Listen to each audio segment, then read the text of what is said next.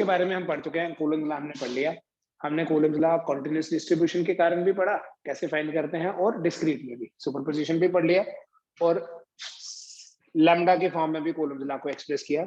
अभी हमारा आज जो नेक्स्ट टॉपिक शुरू हो रहा है वो है electric field intensity. Electric field intensity. Electric field intensity समझने के लिए सबसे पहले आप ये देखो कि इलेक्ट्रिक फील्ड क्या होता है। इलेक्ट्रिक फील्ड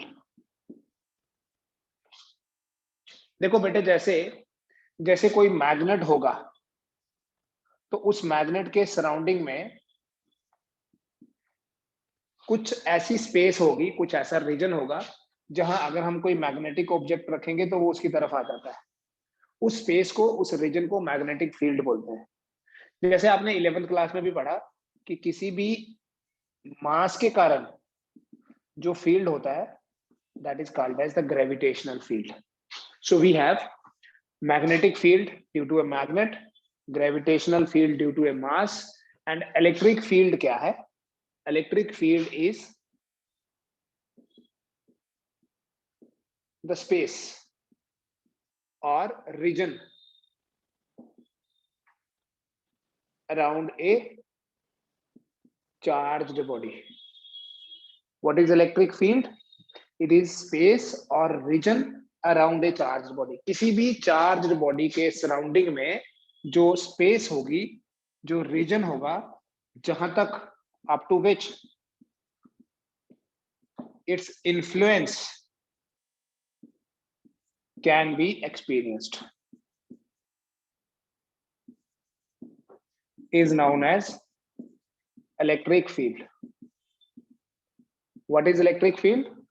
किसी भी चार्ज के अराउंड वो स्पेस या वो रीजन जहां तक उसका इफेक्ट हो, इफेक्ट मतलब इन्फ्लुएंस, मतलब जहां तक वो किसी दूसरे चार्ज के ऊपर फोर्स लगा सके, उस रीजन को, उस स्पेस को इलेक्ट्रिक फील्ड बोलते हैं। इट इज द रीजन और space around a charged body up to which its influence. Influence क्या हुआ कि अगर कोई सिमिलर चार्ज रखेंगे तो उसको रिपेल, और अगर कोई अपोजिट चार्ज होगा तो उसको अट्रैक्ट करेंगे। दिस इज इन्फ्लुएंस, अट्रैक्शन या रिपल्शन। तो किसी चार्ज बॉडी के अराउंड जो स्पेस होती है उस स्पेस को इलेक्ट्रिक फील्ड बोलते हैं।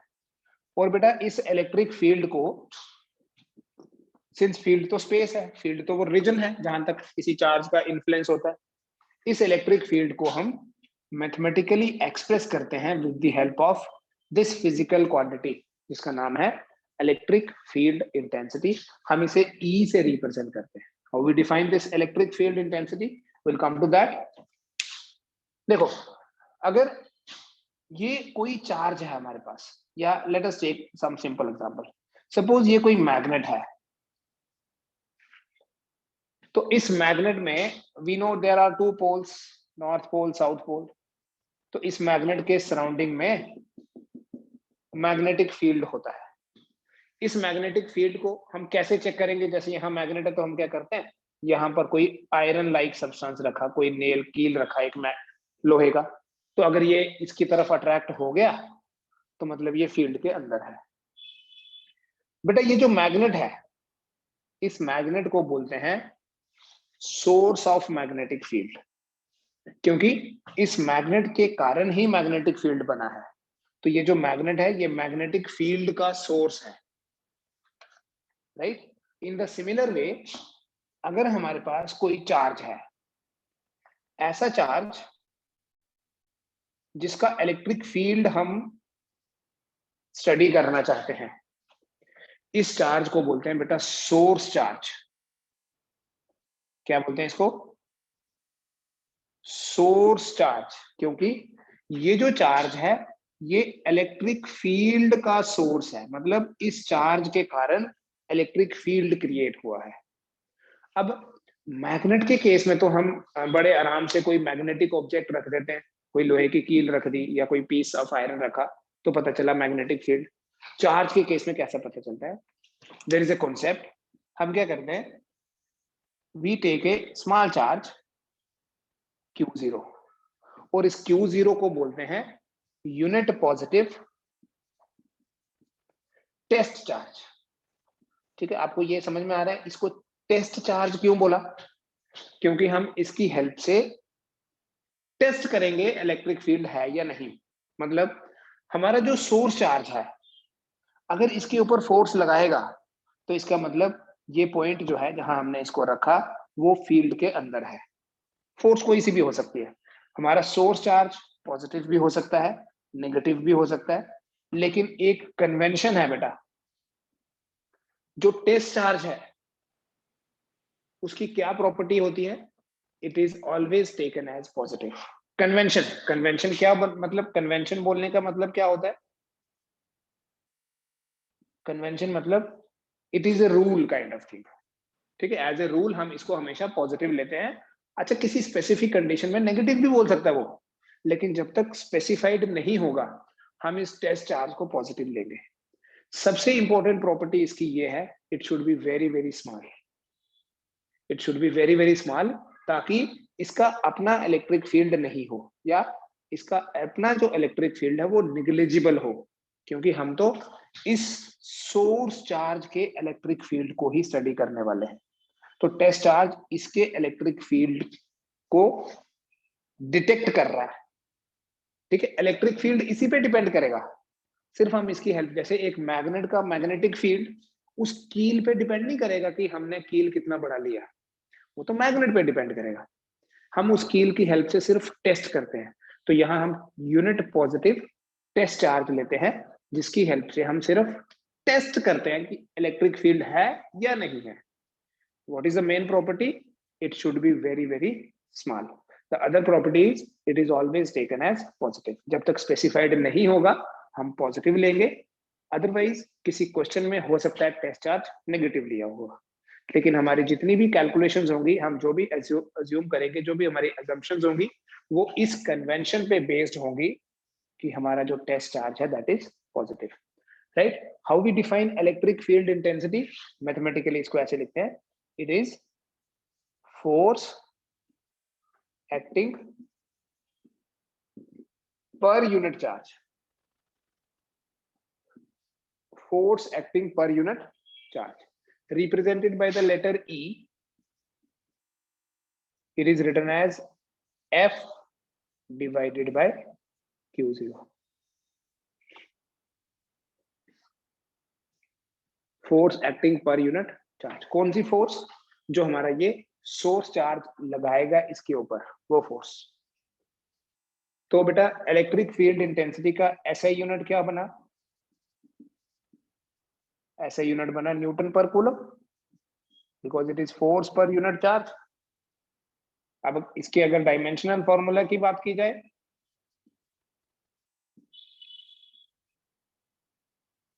फोर्स के लिए लिखते हैं m1 l1 t-2, और चार्ज के लिए हम लिखते हैं a1 t1। So it becomes m1 l1 t-2 t-3, sorry ये -2 है, यहां से माइनस हो जाएगा ऊपर, t-3 a-1। ठीक है, दिस इज डायमेंशनल फॉर्मूला। एक चीज याद रखो कि जो इलेक्ट्रिक फील्ड इंटेंसिटी है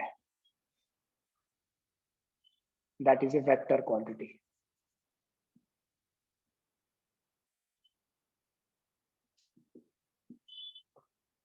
अगर हमें इलेक्ट्रिक फील्ड को वेक्टर फॉर्म में एक्सप्रेस करना है, वेक्टर फॉर्म में रिप्रेजेंट करना है, तो हम बात करते हैं इलेक्ट्रिक फील्ड इंटेंसिटी की।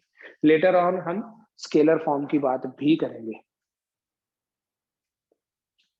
तो न्यूटन पर कूलम इसका यूनिट आ गया, because it is force per unit charge. Force vector है एंड देयरफॉर इलेक्ट्रिक फील्ड भी वेक्टर है। जो फोर्स की डायरेक्शन होगी, जो फोर्स की डायरेक्शन होगी इलेक्ट्रिक फील्ड इंटेंसिटी की, वही डायरेक्शन होती है, क्योंकि फोर्स के कारण ही तो वो वेक्टर है। So what ever is the direction of force, the same will be the direction of electric field intensity. ठीक है, इतना क्लियर हुआ? अब देखो डायरेक्शन की हम बात करते हैं, with the help of diagram understand करते हैं। बेटा ये जो कॉन्सेप्ट है, मैं दोबारा बता रहा हूँ, Q0 क्या इसकी सबसे इंपॉर्टेंट प्रॉपर्टी है? It is very very small. It is so small कि इसका अपना इलेक्ट्रिक फील्ड नेग्लिजिबल होता है। In some of the books आप इस इलेक्ट्रिक फील्ड इंटेंसिटी की डेफिनेशन ऐसे देखोगे, F divided by delta Q, और यहां लिखा होता है limit delta Q approaches to 0, जो सिर्फ इस चीज का इंडिकेशन है कि जो टेस्ट चार्ज लेना है it should be very very small. हम ये वाला रिप्रेजेंटेशन यूज नहीं करेंगे, हम हमेशा Q0 लिखेंगे। अब आपको ये पता रहना चाहिए कि Q0 क्या है। It is a very small unit positive test charge. जब जब इलेक्ट्रिक फील्ड इंटेंसिटी चेक करनी है, टेस्ट करनी है, तो हम Q0 की बात करेंगे। ठीक है। हमारा जो सोर्स चार्ज है, सोर्स चार्ज पॉजिटिव हो सकता है, सोर्स चार्ज नेगेटिव भी हो सकता है, लेकिन बेटा जो टेस्ट चार्ज है वो हमेशा पॉजिटिव लेना है। ठीक है। अगर कहीं स्पेसिफाई किया है तो नेगेटिव लेना है, तो हम नेगेटिव भी ले लेंगे। मान लो कि हमारे पास कोई पॉजिटिव सोर्स चार्ज है, ये पॉजिटिव सोर्स चार्ज यहां पड़े हुए किसी भी टेस्ट चार्ज को, ये पॉजिटिव सोर्स चार्ज है, यहां पड़े हुए किसी भी टेस्ट चार्ज को रिपेल करेगा। देखो, ये है फोर्स की डायरेक्शन, इलेक्ट्रिक फील्ड की भी यही डायरेक्शन होगी। और अगर आप डेफिनेशन के हिसाब से देखो, E कितना है? F/Q0।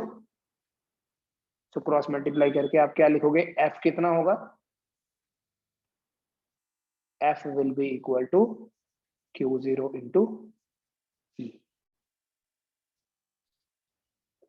अगर हमारा सोर्स चार्ज नेगेटिव है,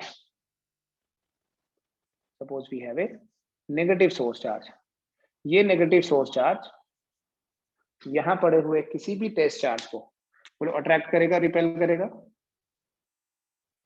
ये सोर्स चार्ज हमने नेगेटिव लिया, टेस्ट चार्ज हमेशा पॉजिटिव लेना है। तो अब इस टेस्ट चार्ज को इससे अट्रैक्शन मिलेगी। बेटा ये अट्रैक्शन तभी मिलेगी अगर ये पॉइंट P अगर मान लें इसके फील्ड के अंदर होना चाहिए। फोर्स की डायरेक्शन चेंज हो गई, लेकिन मैग्नीट्यूड अभी भी Q0 इंटू E है। ठीक है। तो सिंपली ये याद रखो कि जब भी कोई चार्ज किसी इलेक्ट्रिक फील्ड में होगा, इसको हम बाद में डिटेल में भी डिस्कस करेंगे। ए चार्ज, ये अभी आप नोट भी कर लीजिए, ठीक है, फिर हम जस्टिफाई करेंगे इसको पूरे इस चैप्टर में इलेक्ट्रिक फील्ड वाले में। ए charge in an electric field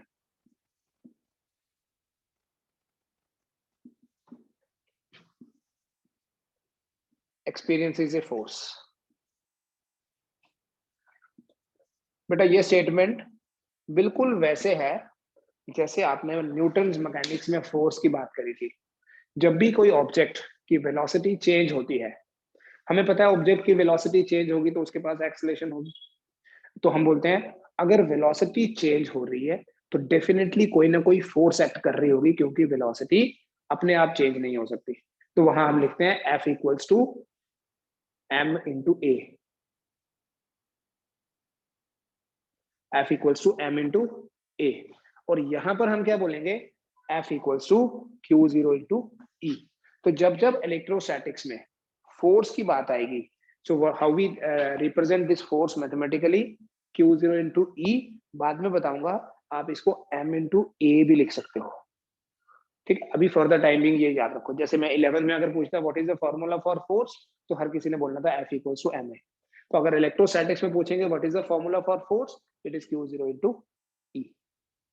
ठीक है, ये कॉन्सेप्ट है इलेक्ट्रिक फील्ड और इलेक्ट्रिक फील्ड इंटेंसिटी का।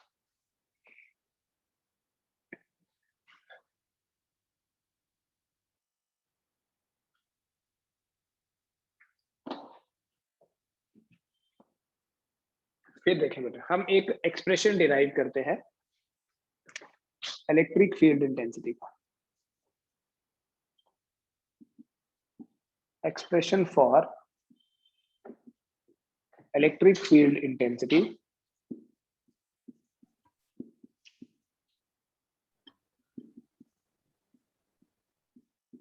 Due to a point charge. एक सिंगल पॉइंट चार्ज के कारण हम इलेक्ट्रिक फील्ड इंटेंसिटी का एक्सप्रेशन डिराइव करेंगे।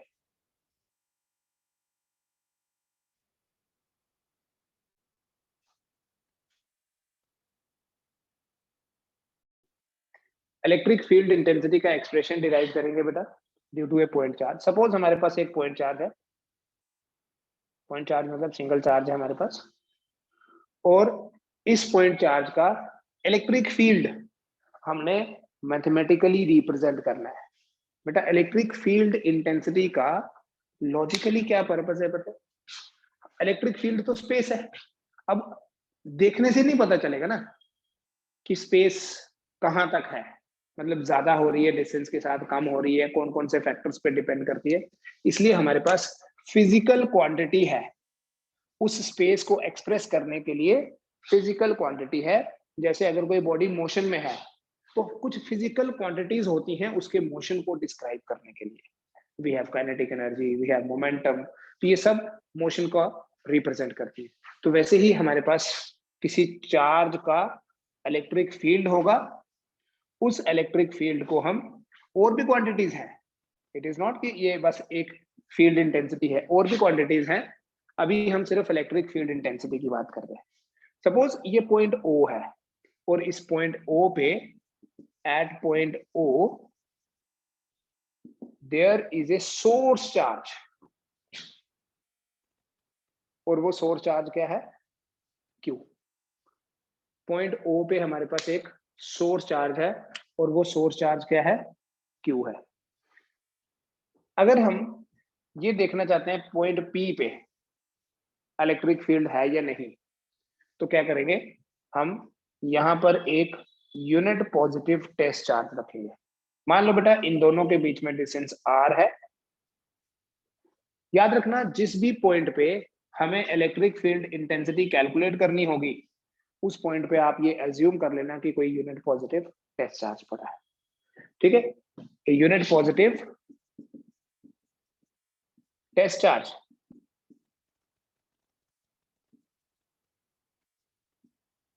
Q0 is placed at point P। इन दोनों के बीच में फोर्स कितनी होगी? The force between Q and Q0 is, क्या लिखेंगे बेटा कूलम्स लॉ से? F equal to 1/4πε0 Q into Q0 by r square. हम इस Q0 को यहां से इधर ले आते हैं, तो क्या लिख सकते हैं आप? F by Q0 equals to 1/4πε0 into Q by r square. बेटा जो F बाई Q0 है, यही तो इलेक्ट्रिक फील्ड इंटेंसिटी है, ठीक है ना? बाय डेफिनेशन यही तो E है। सो क्या बन गया हमारे पास फिर E का एक्सप्रेशन? क्या बोलेंगे बेटा? Therefore E equals to 1/4πε0 into Q by r square. ये बेटा मैग्नीट्यूड है इलेक्ट्रिक फील्ड इंटेंसिटी का। अब यहां से क्या कंक्लूजन निकाल सकते हो? सिर्फ इस एक्सप्रेशन के बेसिस पे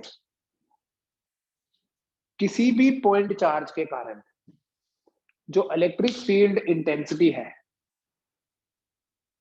किस पे डिपेंड करती है? ये हो गया बेटा नेचर ऑफ मीडियम, है ना? ये हो गया सोर्स चार्ज कि हमारा चार्ज छोटा है कि बड़ा है, और ये हो गया distance. Electric field intensity test charge के ऊपर डिपेंड नहीं करती। इलेक्ट्रिक फील्ड इंटेंसिटी जो है वो टेस्ट चार्ज के ऊपर डिपेंड नहीं करती। बेटा जो इलेक्ट्रिक फील्ड इंटेंसिटी है वो तो एक वेक्टर क्वांटिटी है, अभी हम देख रहे थे। तो अगर इसी एक्सप्रेशन को वेक्टर फॉर्म में लिखना है,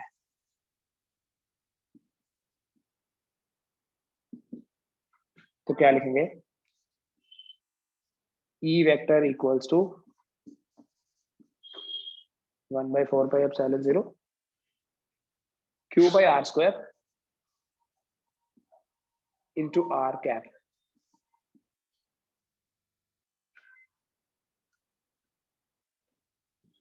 What is this r cap?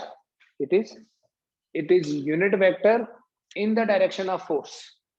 ठीक है, this is very important क्योंकि इसी इलेक्ट्रिक फील्ड की डायरेक्शन बताएगा ना ये, तो इलेक्ट्रिक फील्ड की डायरेक्शन तो फोर्स की डायरेक्शन होती है. So remember r cap is a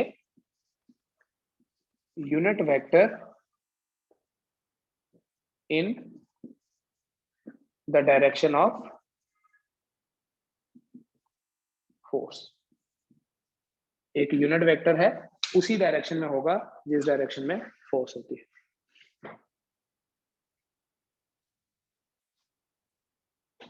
ठीक है बेटा. फर्दर अब इसको अगर और आगे तक लिखना चाहते हैं आप, तो you can also do that. E vector equal to 1/4πε0 Q by r square into r vector divided by magnitude of r. So in that case E क्या बनेगा, वेक्टर फॉर्म में ऐसे भी लिखा जा सकता है. आप ये 1/4πε0 की जगह K लिख सकते हैं, Q by r cube into r vector.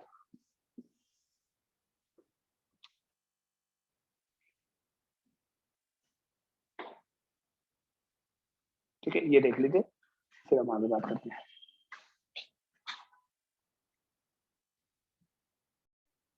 ये तो थी बेटा एक किसी सिंगल पॉइंट चार्ज के कारण इलेक्ट्रिक फील्ड इंटेंसिटी का मैथमेटिकल वैल्यू, मैथमेटिकल एक्सप्रेशन. लेकिन अगर हमारे पास मल्टीपल चार्जेस हो, हमने फोर्स के केस में सुपरपोजिशन पढ़ा था, वो यहाँ भी एप्लीकेबल है क्योंकि force, electric field intensity actually force ही है. कैसे डिफाइन करते हैं, फोर्स पर यूनिट चार्ज. तो अगर हमारे पास, हमने सिस्टम लेना है कोई, due to a system of charges,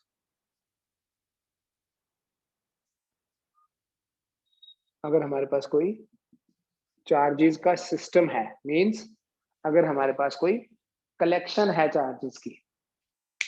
suppose करो ये एक पॉइंट चार्ज है और यहां पर एक सोर्स चार्ज है Q1. अभी मैं फॉर द टाइमिंग सारे पॉजिटिव ले रहा हूं, फिर क्वेश्चन बताऊंगा उसमें नेगेटिव भी ले लेंगे. ये Q2 है, we have a point charge here Q3, और ऐसे ही कोई पॉइंट चार्ज यहां पर भी है, से इट इज Qn, और ये वो पॉइंट P है जहां हमने इलेक्ट्रिक फील्ड इंटेंसिटी कैलकुलेट करनी है. किसके कारण, इन सभी चार्जेस के कारण. पॉइंट P से Q1 का जो डिस्टेंस है, let us take it as R1.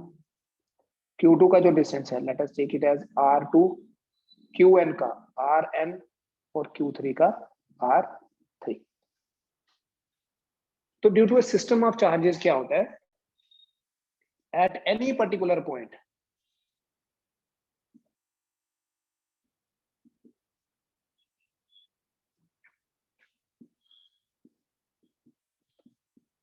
the net electric field intensity is equal to the vector sum of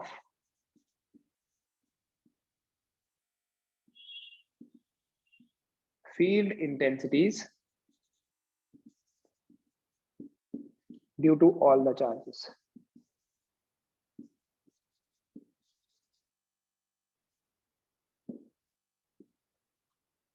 किसी पर्टिकुलर पॉइंट पे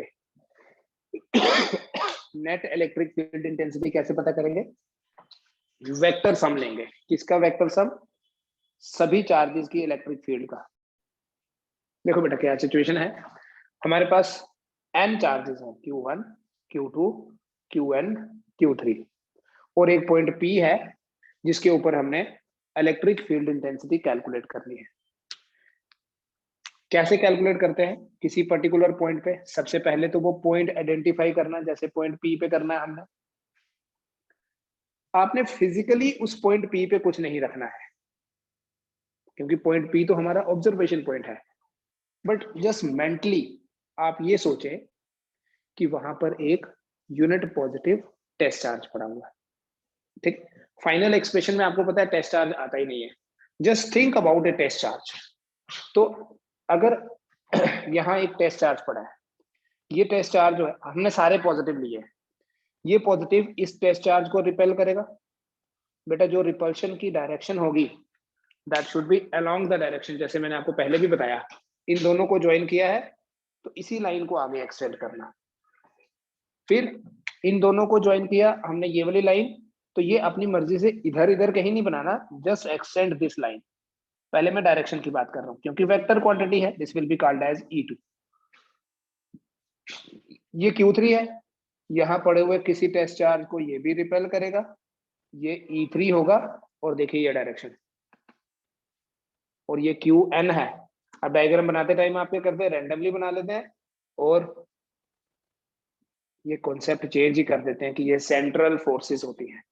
central forces means the force should be along the line joining the charges,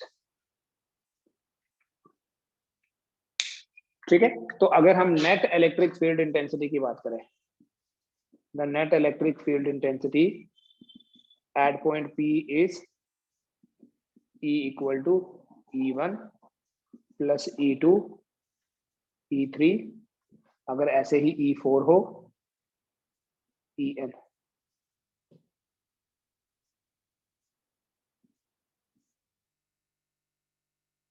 this is the expression for अभी ये तो इसी statement को मैंने लिख दिया। फिर फाइनली आपने कैसे लिखनी है वैल्यूज, ई वेक्टर कितना हो जाएगा, K Q1 by R1 square into R1 cap plus K common रखो चाहे Q2 by R2 square R2 cap, Q3 bye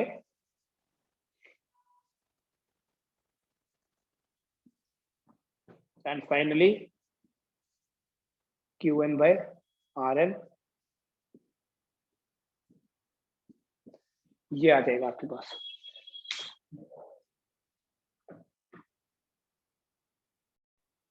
so we have a question based on this, जो अभी हमने पढ़ा, इसको भी आप सुपरपोजिशन थ्योरम बोल सकते हैं। द क्वेश्चन इज, हमारे पास दो पॉइंट चार्जेस हैं, one is +4 microcoulomb, the other is -4 microcoulomb.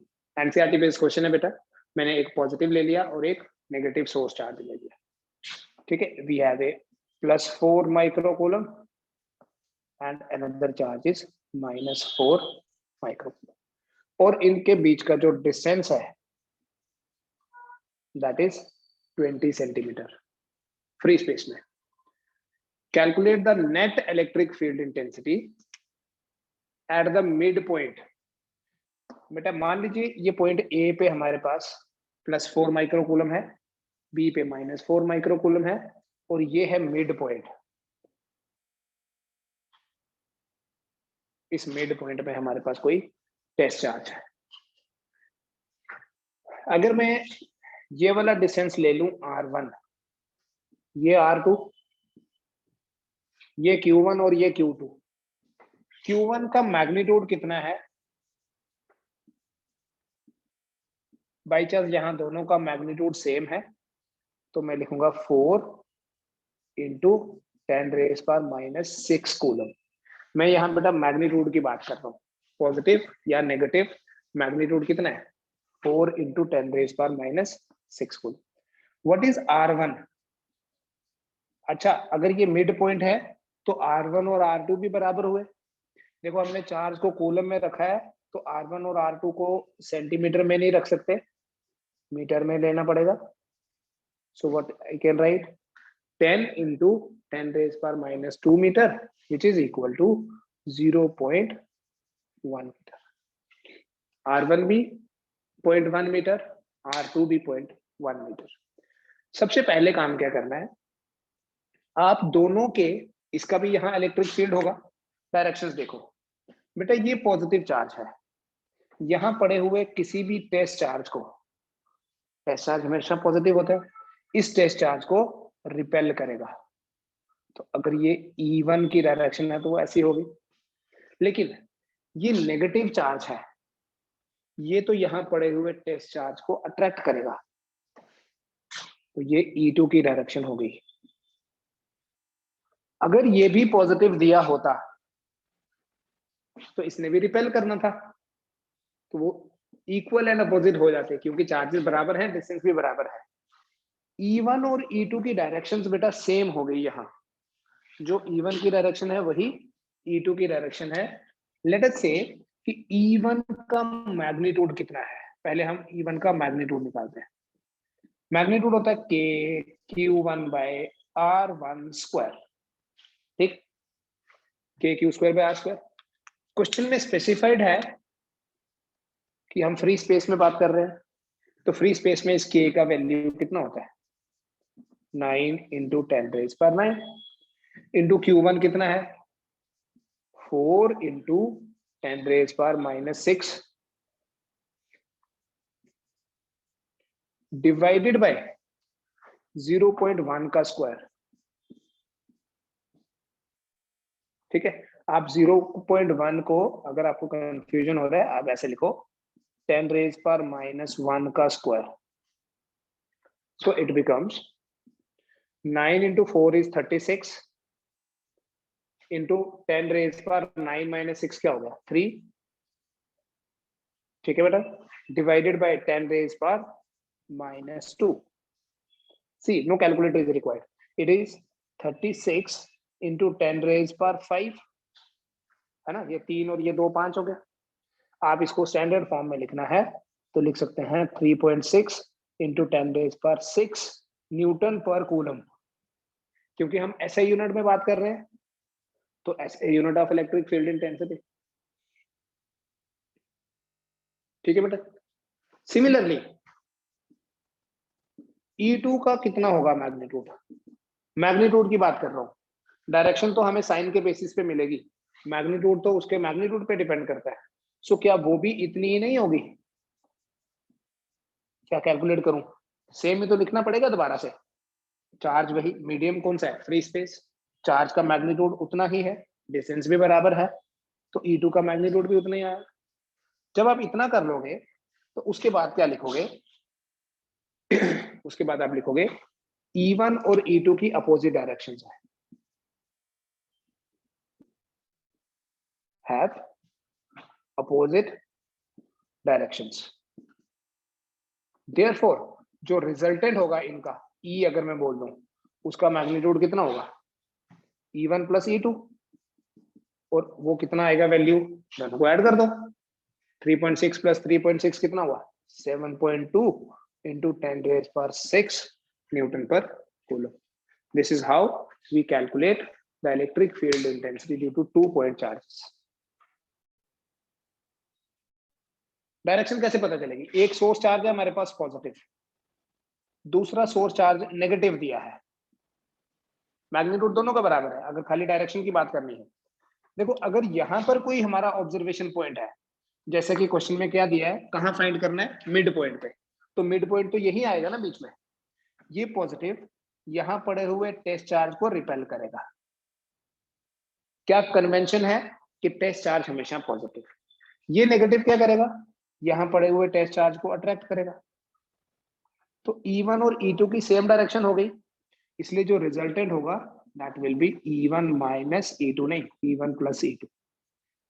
अब इमेजिन करो कि हमें पॉइंट यहां दिया होता, वो भी आएगा क्वेश्चन नेक्स्ट। अगर पॉइंट यहां दिया होता, बाहर दिया होता, डिस्टेंस स्पेसिफाई किया होता, ये पॉजिटिव चार्ज यहां पड़े हुए टेस्ट चार्ज को रिपेल करेगा और ये नेगेटिव उसको अट्रैक्ट करेगा, तो फिर हम क्या करेंगे, माइनस करेंगे। जब दोनों की डायरेक्शन सेम है तो रिजल्टेंट कैसे, इसलिए हमने पैरेललोग्राम लॉ भी पढ़ा था, जब दोनों की डायरेक्शन सेम है तो मैग्नीट्यूड विल बी सम, और जब दोनों की डायरेक्शन अपोजिट है, इसका कुछ नाम रख लेंगे हम, तो मैग्नीट्यूड जो है वो डिफरेंस के बराबर होगा। एनी अदर थिंग, आपको एक आइडिया और देता हूं, you can find this example in your text book. Suppose हमारे पास 2 पॉइंट चार्जेस हैं, ठीक है, लेट अस टेक दीस चार्जेस एज एक प्लस क्यू है और एक माइनस क्यू है, इक्वल मैग्नीट्यूड में। एंड इन दोनों के बीच में जो डिस्टेंस है वो है आर। और ये बोला है कि अगर यहां सेंटर से हम एक लाइन ड्रॉ करें जो कि परपेंडिकुलर हो,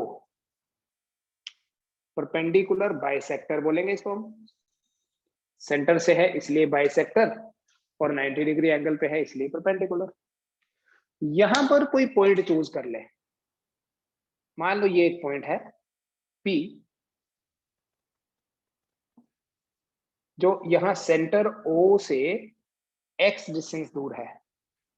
तो just give me an idea कि हम पॉइंट P पे इलेक्ट्रिक फील्ड इंटेंसिटी कैसे कैलकुलेट करेंगे। कैलकुलेट करना नहीं है, जस्ट वेक्टर सम समझो क्या होता है, वेक्टर एडिशन क्या होता है। हमें यहाँ वैल्यूज नहीं दी है, R नहीं पता कितना है, क्यों नहीं पता है, इसलिए हम परफेक्ट वैल्यू नहीं निकालेंगे, हम कॉन्सेप्ट समझेंगे। सबसे पहले क्या करना, इस चार्ज के कारण ये देख लेना कि इस पॉइंट P पे जो इलेक्ट्रिक फील्ड है उस इलेक्ट्रिक फील्ड की डायरेक्शन कैसी होगी। तो आपने क्या करना है, लाइन ड्रॉ करनी है, और सिंस ये हमारा चार्ज सोर्स चार्ज पॉजिटिव है तो इसी लाइन को एक्सटेंड कर देना, क्योंकि ये क्या करेगा, ये टेस्ट चार्ज को रिपेल करने वाला है। तो ये होगी E1 की डायरेक्शन। ठीक है, क्या हम पाइथागोरस थ्योरम से, देखो ये R है तो ये R/2 होगा, हम पाइथागोरस थ्योरम से ये पता कर सकते हैं AP। दूसरा कॉन्सेप्ट देखो क्या है, ये जो नेगेटिव चार्ज है, ये नेगेटिव चार्ज क्या करेगा, यहां पड़े हुए टेस्ट चार्ज को अट्रैक्ट करेगा। सो ये होगी उस अट्रैक्शन की डायरेक्शन। ठीक है, जैसे इसको मैं बोल दूंगा ये है E2, ये लाइन पूरी बनाने की जरूरत नहीं है। E1 और E2 क्या है, इलेक्ट्रिक फील्ड इंटेंसिटीज हैं पॉइंट P पे, किसके कारण, इंडिविजुअली उन चार्जेस के कारण जो कि सिस्टम का पार्ट है। डायग्राम समझ में आ रही है। अब ना तो E1 और E2 की डायरेक्शन सेम है और ना ही डायरेक्शन अपोजिट है। सेम होती तो ऐड कर लेते, अपोजिट होती तो डिफरेंस फाइंड कर लेते, लेकिन यहाँ तो डिफरेंट डायरेक्शन है। तो हमारे पास यहाँ दो चीजें हैं, या तो हम ये रिजल्टेंट फाइंड करें पैरेललोग्राम लॉ लगा के, या देखो अगर ये दोनों चार्जेस बराबर हैं तो E1 और E2 का मैग्नीट्यूड बराबर होगा। कॉन्सेप्ट समझो, अगर E1 और E2 का मैग्नीट्यूड बराबर होगा तो उनका जो रिजल्टेंट है वो दोनों के साथ इक्वल एंगल पे होगा। रिजल्टेंट हमेशा बड़े वाले वेक्टर की तरफ होता है, लेकिन अगर दोनों वेक्टर्स का मैग्नीट्यूड सेम है तो रिजल्टेंट सेंटर में। अब डायग्राम से कैसे पता चलेगा सेंटर, तो हम जितना एंगल ये लेंगे उतना ही ये ले लेंगे। ठीक है, हम वैसे भी जनरल कर रहे हैं, हमें पर्टिकुलरली पता नहीं है x कितना है, R/2 कितना है, R कितना है, Q1 कितना है, Q2 कितना है। लेकिन हमें ये पता है कि अगर कोई वेक्टर हॉरिजॉन्टल के साथ थीटा एंगल पे इंक्लाइंड है तो उसका हॉरिजॉन्टल कंपोनेंट होता है E1 cos थीटा, और वर्टिकल कंपोनेंट क्या होगा, E1 sin थीटा। समझ में आ रहा है। ऐसे ही ये E2 है, E2 का हॉरिजॉन्टल कंपोनेंट देखो, ये एंगल थीटा है तो यहाँ होगा बेटा E2 cos थीटा, और नीचे होगा, समझ में आ रहा है ना, E2 sin थीटा। ठीक है, नहीं आएगा समझ में, you can raise your hand. अब अगर आप डायग्राम्स को ध्यान से देखो थोड़ा सा कॉन्सेंट्रेट करके, तो E1 sin थीटा और E2 sin थीटा तो कैंसिल हो जाएंगे। तो हमारे पास जो रिजल्टेंट इलेक्ट्रिक फील्ड आएगा वो कितना होगा, E1 cos theta plus E2 cos theta. अब इस डायग्राम की सिमेट्री से हम ये गैस खुद ही लगा सकते हैं कि जितना देखो इसका मैग्नीट्यूड है उतना इसका मैग्नीट्यूड है, जितना ये डिस्टेंस AP है उतना ही ये BP होगा। तो हम खुद ही आइडिया लगा सकते हैं कि E1 और E2 तो बराबर होंगे, तो फिर E2 क्यों लिखूं, E1 ही लिखता हूं। सो आपका आंसर जो बनेगा इसमें, जो सॉल्यूशन आएगा वो होगा E1 twice E1 cos theta. अब according to the given arrangement आपको E1 फाइंड करना पड़ेगा। तो E1 का मैग्नीट्यूड कितना होगा, के क्यू बाय एपी स्क्वायर। ठीक है, देखो कॉस थीटा कैसे फाइंड करना है, एपी स्क्वायर निकाल सकते हैं ना। अगर आप पाइथागोरस थ्योरम लगाओ, एपी स्क्वायर कितना आएगा, A O square plus OP square, so that would be equal to r square by 4, r by 2 का स्क्वायर प्लस एक्स स्क्वायर, ये एपी का स्क्वायर है। तो एपी कितना हो गया, इसका रूट, समझ में आ रहा है। एपी मिल गया, एपी स्क्वायर मिल गया, इनफैक्ट हमें तो एपी स्क्वायर ही चाहिए था, तो एपी स्क्वायर क्या आ गया, तो इवन कितना हो गया, k q by x square plus r square by 4, दिख रहा है। सेकंड, कॉस थीटा कैसे पता करेंगे, ठीक है, बिकॉज हमें तो कोई डिस्टेंस इज गिवन नहीं है, we know if this is cos theta this will also be cos theta, this will also be theta, अगर ये थीटा है तो ये भी थीटा होगा। तो देखो यहाँ कॉस थीटा कितना होने वाला है, क्या हम लिख सकते हैं, it is equal to base that is O, ये थीटा, ये भी तो थीटा ही हुआ, कैसे भी लिख लो, ए ओ कॉस थीटा को क्या लिखोगे, A O divided by hypotenuse, base by hypotenuse AP. तो बेटा कॉस थीटा कितना बना, r by 2, A O is r by 2 divided by AP क्या है, root of x square plus r square by 4। ठीक है, अब आप ये वैल्यूज यहाँ सब्स्टिट्यूट कर सकते हो, आप खुद करोगे आपको पता चल जाएगा मैंने क्या किया है। तो लॉजिकली अब आपके पास ई कितना बना 2, E1 की जगह क्या लिखो, k q by x square plus r square by 4 into cos theta की जगह क्या लिखूं, r by 2, so I will write r by 2 like this, x square plus r square by 4 power 1 by 2, ये आपका रिजल्ट आ जाएगा। आप इसको जैसे मर्जी मैनिपुलेट कर लो, लास्ट में इन दोनों का बेस सेम है, पावर को 3 by 2 लिख दो।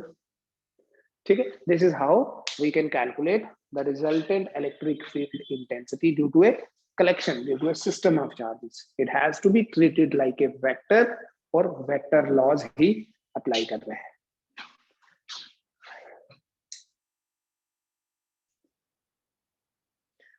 ठीक है, दैट्स ऑल फॉर टुडे। इसमें अगर आपको कोई डाउट होगा यू कैन आस्क, ये आप नोट कर लीजिए।